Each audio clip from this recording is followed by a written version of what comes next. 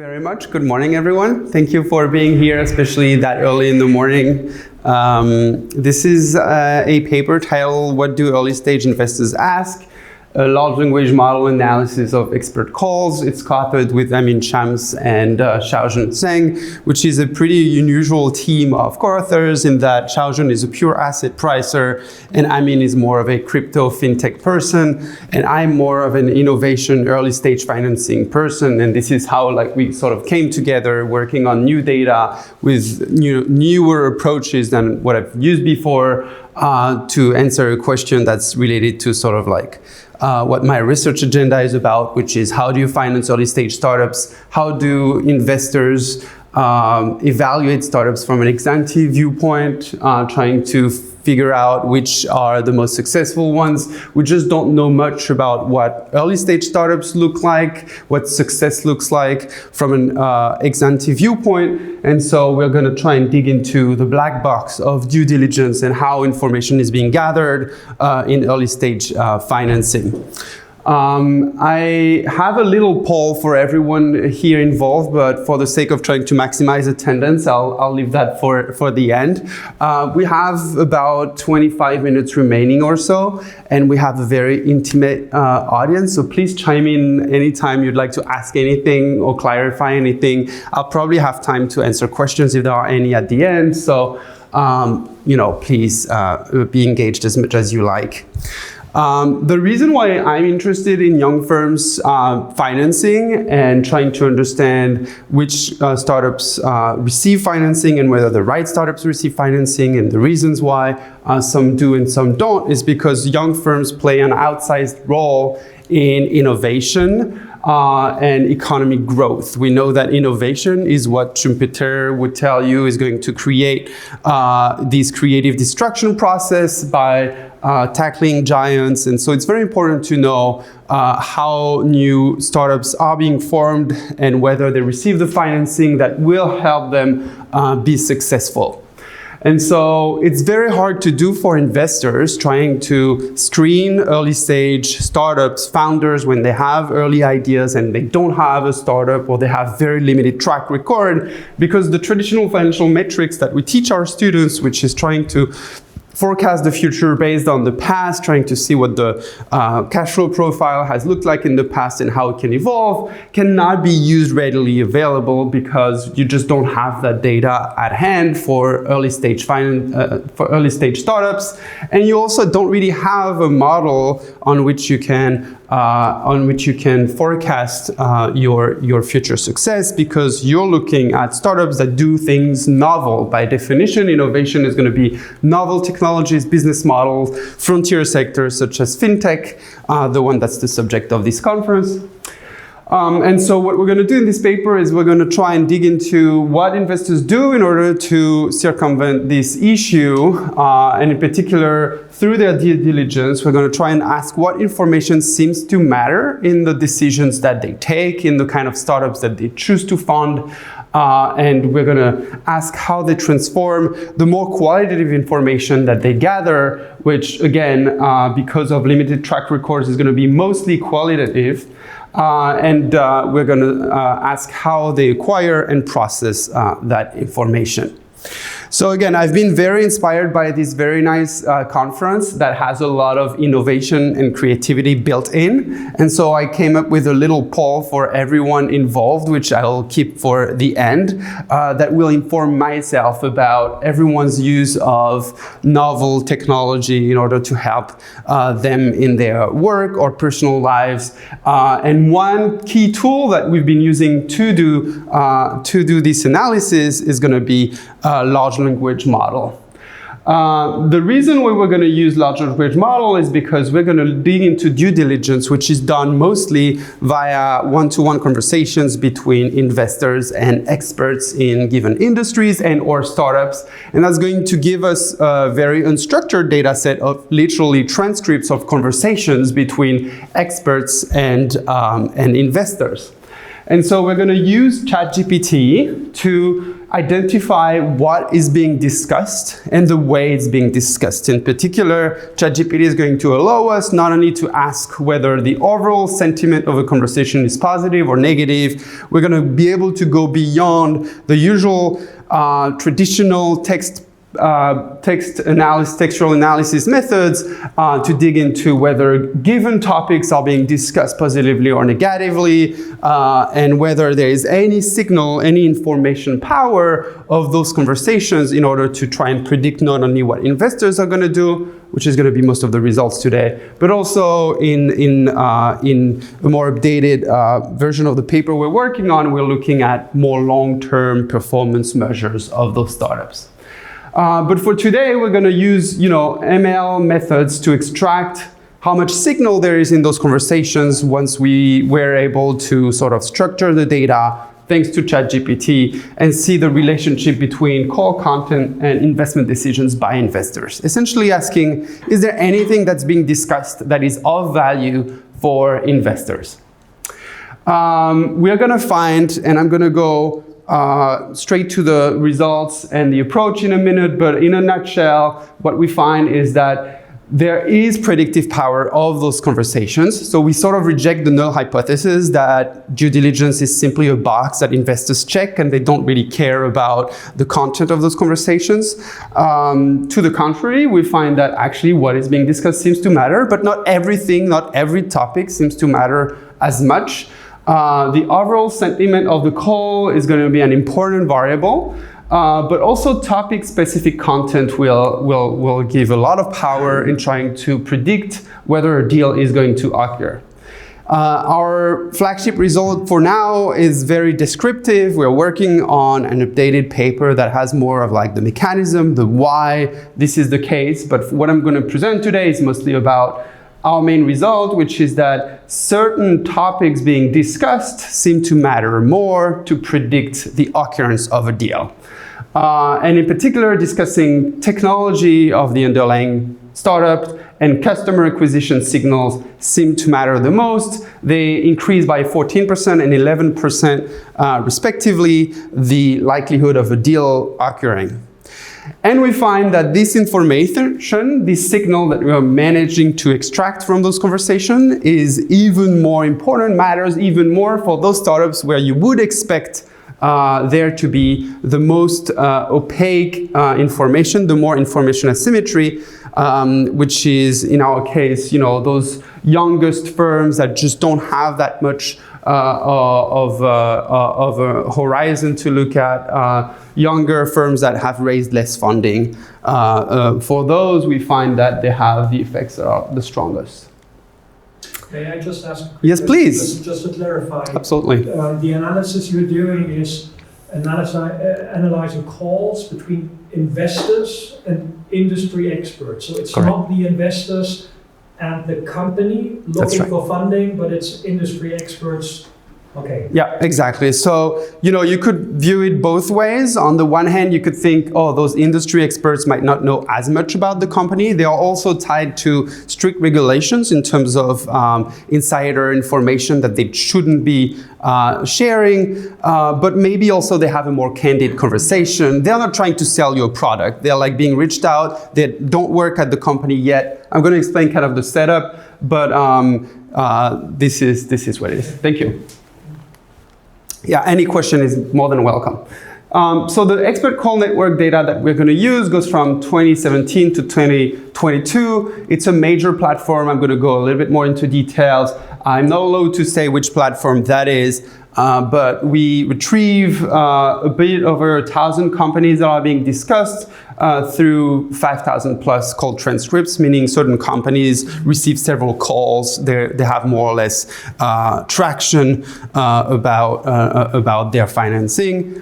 And we're going to merge this data with a pretty standard VC commercial data set to look at early stage investing into those companies. So the expert call network platform, and this connects to the question that was just raised, this is a platform that connects clients, potential investors, typically VC firms in my context, but this is a pretty broad industry that has grown a lot and that has a lot of clients in PE in general. What they do is they connect client with industry experts for consultation calls. Those expert fees are relatively inexpensive compared to like some of the due diligence that can be done by the largest VC firms. So we expect relatively smaller VC firms to use those services as opposed to having their own in-house expert network and or teams to go out and find relevant people. They primarily serve those smaller private investors. And the client entities are protected. We just don't know people's names, but we have information about who they are in terms of their biographies. So our point is not to try and figure out, who those people are, but we're going to use biographies later in results that I won't show today to try and dig into the mechanism as well. And like I said, there's a very thorough compliance framework. Actually, since I've written this paper, I became an industry expert in one of those platforms, and I went through a pretty thorough training explaining to me how insider trading is really forbidden and that I should not be sharing information that wouldn't be publicly available in some capacity. The line though is pretty blurry because a lot of the call content is also about your own opinion of like the CEO or the inner workings of the company and the management structure and whether the product is promising or not. And all those is like half public, I guess, but those are heavily discussed. Deborah? How do you become an industry expert? Like, what are the qualifications? So that's a good question. I guess I fit the bill somehow. So I know university professors are in the data set, but they're very small. Actually, most of those industry experts are found through by the platform through their own research, and so I'm going to show you. Actually, the breakdown is right here.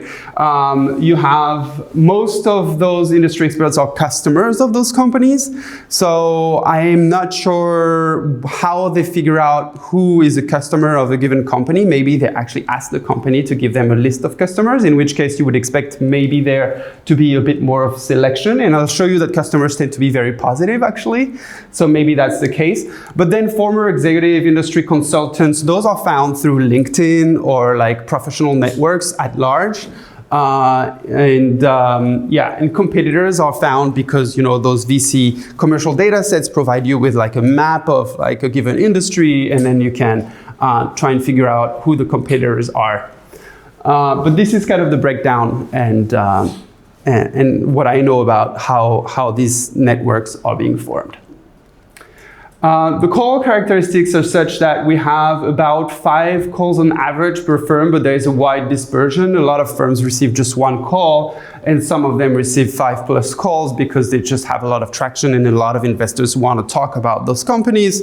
How many words are there per call? About 6,000, which depending on whether that's your native language and how you speak is, somewhere between 45 minutes to an hour per call, which makes sense because like billing is at the hour.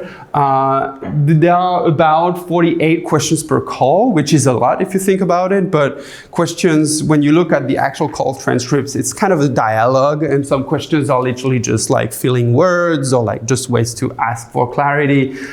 So not all are like pure questions, and if anything, it's kind of hard to find how much of an intent there is in certain client questions. And this is going to show in some of the results. A lot of clients are actually asking for pretty broad questions about the company at stake. The clients speak quite a lot on average, but again, there's a lot of dispersion, and I think there are like some outliers in my data set that I should clean up. The overall sentiment is pretty positive.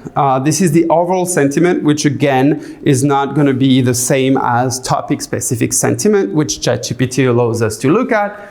The way I interpret it is that, this is mostly US data and US conversations, and people in the US tends to be much more positive and polite than French people, for instance, which is where I'm from.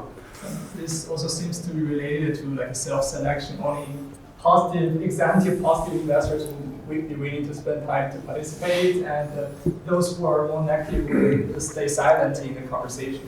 That's right. Yes, that's a good point, especially for overall sentiment. And this is something that we'll very much have in mind. So we're going to look at when calls occur. And when we first plot this, we really don't want to take a causal interpretation. There is nothing that tells us that those calls are what triggers a deal occurring. If anything, I started by talking about due diligence and the fact that knowing a deal is going to occur, investors will go out and reach to experts in order to either confirm their investment thesis or infirm it, try and gather information. However, once we get into call content and the fact that certain topics being discussed certain ways is predictive of deals, and in later analysis that I won't have today, that different topics and discussions seem to be predictive of long-term success as opposed to deal occurrence, there we get about like actual signal and perhaps a more causal interpretation. But essentially, as you would expect, when deal are about to occur is when the number of calls picks up in the data. So investors call about exciting startups that are going to raise funding. So what do we do with all this data? Like I said, we try and be creative. We have a lot of reasons to not love the traditional textual analysis out there that wouldn't allow us to do as much as we do using ChatGPT. We take as off-the-shelf as possible an approach by building on a computer science paper that I should be citing here that develops a topic modeling based on ChatGPT. And this goes into 3 steps. The first is we extract high-level topics from about 20% of our transcript data set. And this gives us a very long list of everything that's being discussed. Those topics are very informative. Like ChatGPT is very good at summarizing content and telling you what is being discussed.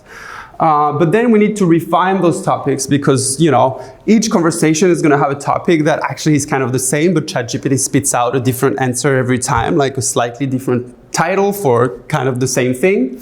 So that's why we refine this list. And then once we have a list that's consistent, I think we have about 20 or 30 topics, and adding our data set, trying to extract more from our data set does not increase the number of topics. So we sort of like have as encompassing a map as possible of what can be discussed. Once we have this list, we ask for all transcripts. We ask ChatGPT to tell us whether that given which of our list of topics is being discussed and whether that topic is being discussed positively or negatively. So we give it a -2 to +2 scale.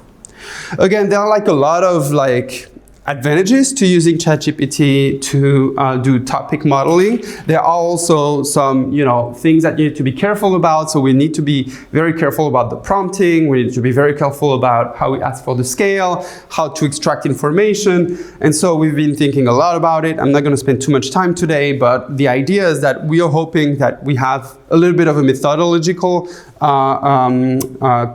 contribution, and that we're going to share our code widely to make it possible for anyone to sort of pick up from where we left off in terms of applying this topic, this LLM-based topic modeling to whichever data set they have.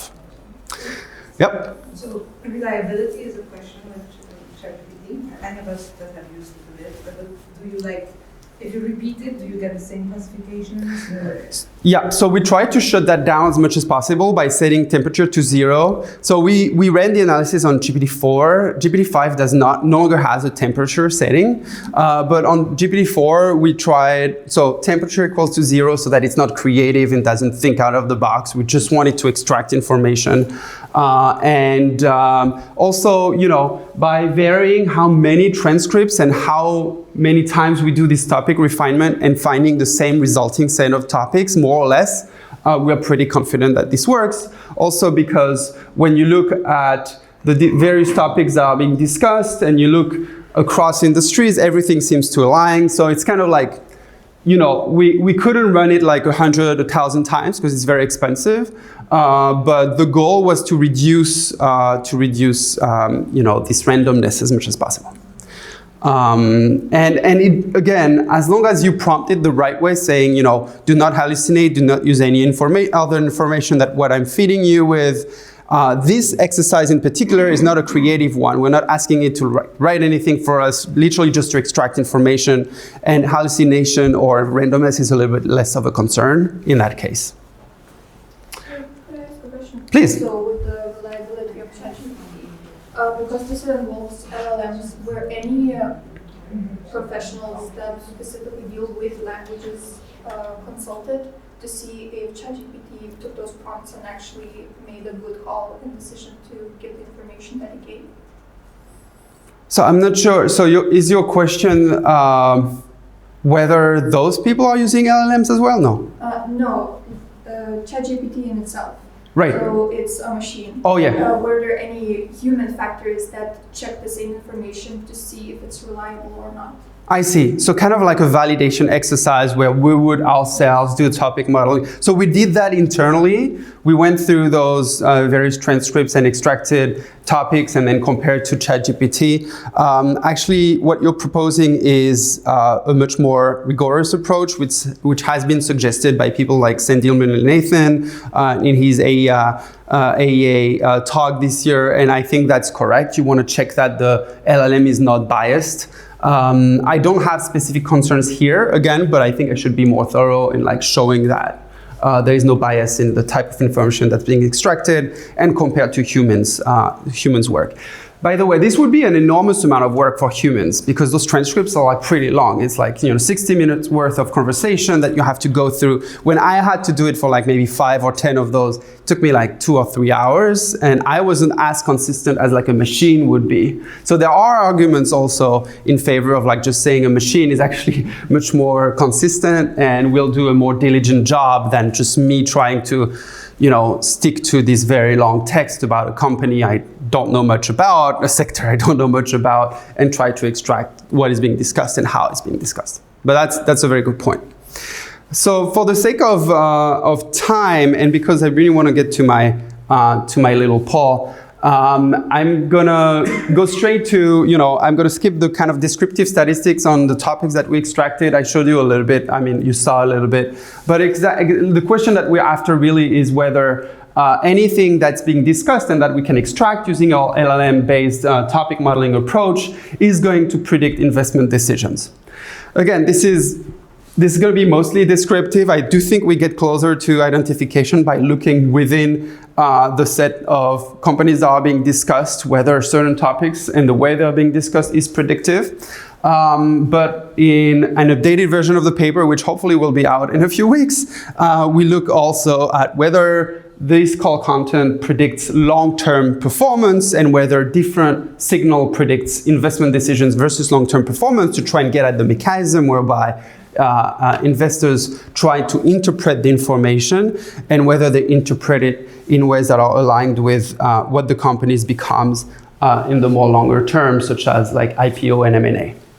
So we have a linear predictive model just because it's kind of like hard to dig directly into machine learning without doing the easy, traditional linear regression. But I'm going to go straight to the machine learning results because those are tools that are actually built to make predictions. So we're going to use XGBoost and a SHAP analysis to really identify the key features, potential interactions, throwing everything in the sink of XGBoost being able to figure out whether certain topics, interactions of topics, interactions between the ways these topics are being discussed might matter. And this is very relevant in those complex nonlinear relationships that, for instance, dialogues between individuals can entail.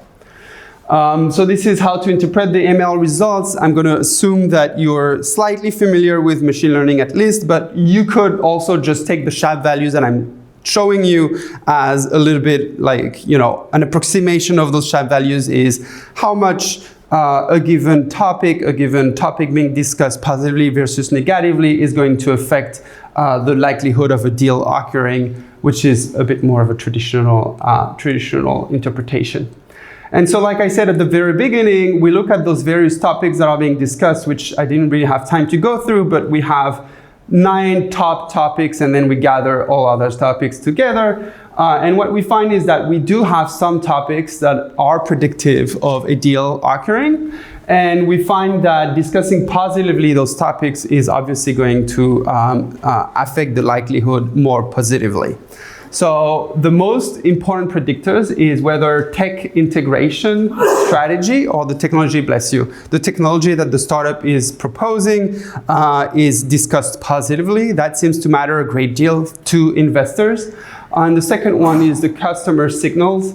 So if customer acquisition looks good, very much aligned with the idea that investors are looking for exponential growth, month-on-month increases in customer base and revenue generation. We do find that those customer signals are predictive of deals occurring. We find that the signals that matter the most seems to matter more for those companies that do not have a lot of previous investments, nor large amounts that are being raised, and that are younger, very much consistent with the idea that those firms for which there are the largest information gaps between investors and startups are the ones that benefit from being discussed positively on those aspects. Yeah? Earlier you said that the calls increase when a deal is about to come, and so deals are announced, but how do you remove that from your data? Like how the positive discussions, how do you control from that they're not discussing positively more frequently because it is coming up? So how do we deal with the selection aspect? We don't really. We just kind of say conditionally on receiving a call, the way you're being discussed does entail information about whether or not investors are going to go for a deal. So not all companies that are being discussed will have a deal occurring. And we find that the ones conditionally are receiving a call, again, this is kind of like a conditional statement. If you're a company that has received a call in the past, you might or might not go through a deal. And you're more likely to go through a deal if people discuss positively about you within those call transcripts. And we actually find that if you're being discussed negatively, your long-term success prospects are lower also. Can you try to control for the public market returns or industry returns around these days of calls? And maybe that influences the sentiment of investors during the calls. Oh, that's a good idea. Yeah, absolutely. So a bit to get at like causality, kind of get something like that. Unfortunately, during our sample period, it's mostly negative because it's like COVID-19 and there's a lot of discussion around supply chain disruptions and so on. But that also works because that kind of like decreases everyone's optimism. So again, we hope to provide a methodological contribution, which we're going to share our code and we're going to try and get at like all those questions about how to do things right using LLMs. We hope to provide novel insights into how early stage investors gather information and what the call contents mean about the kind of information gaps that investors are trying to bridge. And we are now working on predicting long-term outcomes such as exits by those companies and leverage the expert bios to dig into whether certain topics being discussed in certain ways means more information if experts are actually very close to the given company or industry that they talk about. And again, I have been very inspired and I would love for you to take just 1 minute to do something that is not very traditional, but if you could just take out your phones and answer a little survey for me, I think I would love to hear about your use of large language models in general, just because I'm interested in who adopts new technology when a general purpose technology comes around, such as ChatGPT, and how you use it. And if you're a practitioner, I would love to hear about how your organization thinks of LLM and whether it is nimble enough to try and leverage those. So if you could just take 1 minute, then we can look at the survey results, and I'm going to leave the stage to the next person. So, Victor, just 2 quick questions. Please, go ahead, while people are answering. You mentioned that you should mean average before the deal it increases and then afterwards it goes back to normal. So deal occurrence, yeah. So why don't you use a dynamic definitive to show that there is actual? I know you don't want to interpret any causation, but what if you just use a dynamic definitive that compares period by period, not just the slope before and after the event? That shows you there is no change in the slope after, but there is a change in the slope between the treated and non-treated. And you think that would help with interpreting causality, or you think it's a better It approach? just, you don't want to interpret causality, but you want to show there is something there. So if you do it, it's just an addition to your point. I see. That's a good idea. The other question that I have is that, so you upload the text to ChatGPT. Uh-huh. What if you upload the actual audio file to interpret the actual tone of the conversation? I know you go. Yeah, we do sentiment, which is what we mean by the tone. So you do upload the audio file to ChatGPT. Oh, you mean the tone? Okay, okay. No, we don't have the recording. We have the transcript. Okay. Right. So, but you know, one could argue we could look at certain, you know, vocabulary filling words. Like you can, even from transcripts, you can tell sometimes how much people are excited versus not. But we haven't done that much in that regard, at least yet. But maybe that could say something. All right. So we have just 1 minute to look at the results, and then I'll give you the floor. Okay. So how do I do that? Okay, I'll just go through it.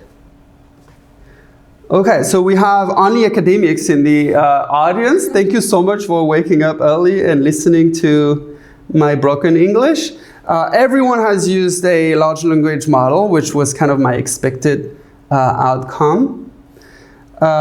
It's mostly ChatGPT, but interestingly, people also use DeepSeek, which I tend to use Claude more. Copilot for coding mostly, and other, which I would love, whoever replied other can tell me later what they use. Mostly for work, so not a lot of philosophical questions about life. And it's to support augment more so than automate substitution. So good results for the labor market of the future, hopefully. You know, none of your institutions seems to discourage the use, which again, I would have hoped from academic institutions. Thank you so much for taking the time, and I'll leave you the floor. Sorry for being tiny late. No problem. Appreciate it.